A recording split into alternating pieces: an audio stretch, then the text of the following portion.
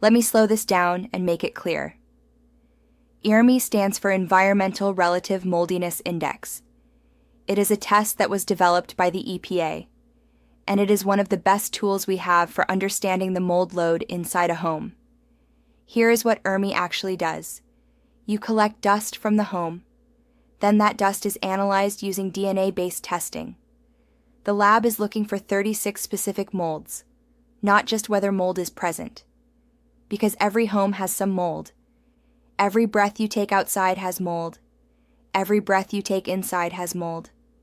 The real question is whether your home has elevated levels of the specific molds that tend to show up in water-damaged buildings, and whether those molds are present in concentrations that can drive symptoms in sensitive people. The ERMI report separates the molds into two groups. Group 1 is the water damage molds. This is where we see many of the molds that are most associated with chronic water intrusion and indoor mold problems. Group 2 is more common indoor molds. This includes molds that are often present in many buildings, even without major water damage. What makes ERMI so helpful is that it gives you a breakdown. You can see which molds are present, and you can see their levels. It is almost like a forensic test. I think of it like a forensic team coming into a scene and looking for clues. Not guessing. Not assuming. Actually looking at the evidence that has been collecting over time. That is what the dust represents. It is historical evidence. And that is one of the biggest differences between ERMI and most air testing. Air testing is a snapshot. It tells you what was floating in the air in a small area during a short window of time. And that sounds helpful. But here is what happens in real life. A lot of inspectors come in and do one air sample in the living room. They do one outside. Sometimes they do one in the basement if there is a basement.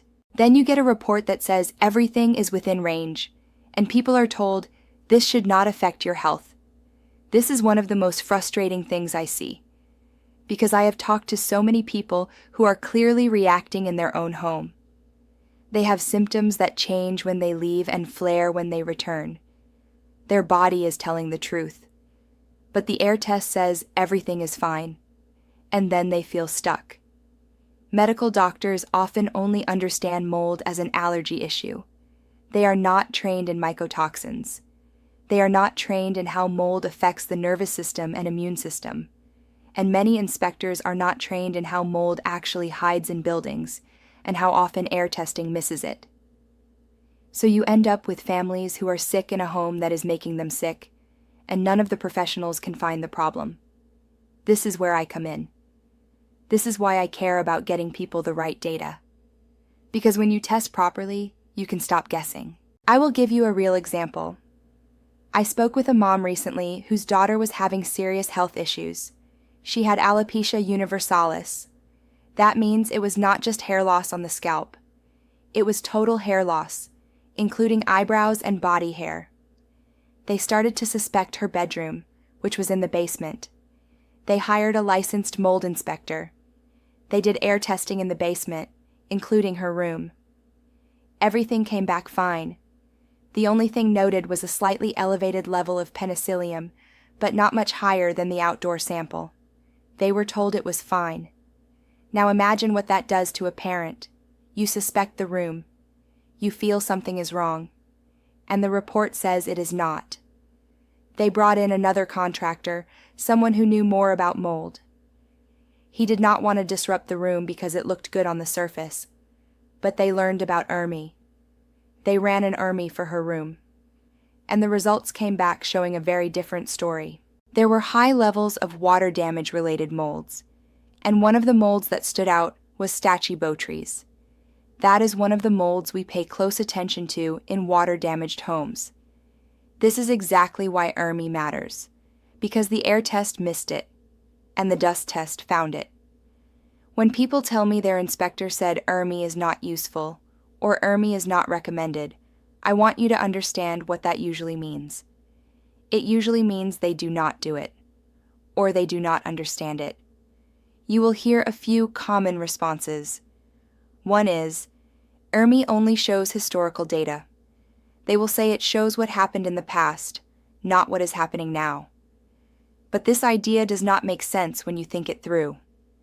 If you have had a hidden leak behind a wall for a year, or 2 years, or 3 years, that is not less important because it started in the past. That is still an active problem. If you have mold under floors, behind cabinets, behind a shower, under a toilet, in an attic, in a crawl space, or inside HVAC components where water can collect, that is exactly what you need to know. You need the historical evidence, because it tells you what has been building in that environment over time. And the dust can also pick up newer spores from recent growth, so it gives you a wider view. More data matters. Another thing you will hear is, the EPA does not recommend ERMI for public use. And yes, you will see that language, but that does not make ERMI worthless. It does not change what the test is doing. It is collecting dust and running DNA analysis on that dust. That is real data. And the value of real data does not disappear because someone says it is not recommended for the public.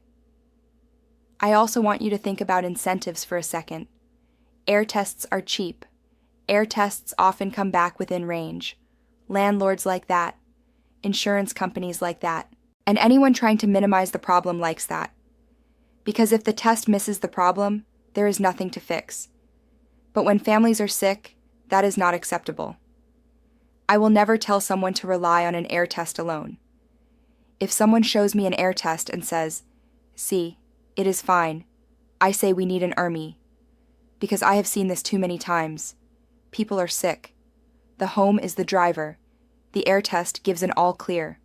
And they lose months or years trying to figure out what is happening. Now here is another important point. ERMI is something you can do yourself. And honestly, I prefer that. Because you can make sure it is done correctly. When people hire someone who has not been trained on proper collection, the sampling can be weak. The strength of ERMI depends on how you collect the dust. I have people collect from every room of the house, up high and down low, on top of door frames, on top of picture frames, on shelves, on top of baseboards, in bedrooms, in living areas, in hallways, in the basement if there is one, in the bathroom areas. I like multiple touch points in each room. 12 touch points in one room is not excessive. 8 to 10 in another room is not excessive. By the time you have sampled the whole house, you can have over 100 collection points.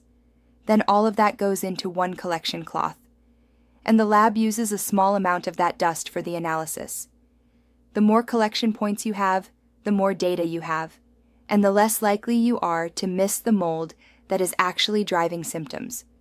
Because one air sample in the middle of a living room only captures what is floating near that trap during that short window. I have seen people with visible mold in a bathroom, and the air test in the living room still came back normal. That is how unreliable it can be.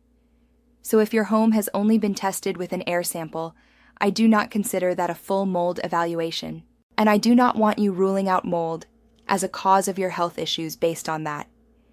If you have symptoms that flare at home, if your body keeps telling you something is off, and you were told everything is fine because of an air test, an ERMI can give you the deeper picture. If you want more guidance on this, you can visit indoorarinsight.com. That is where I share what I learned from my own experience and how I approach testing in a way that actually gives people answers.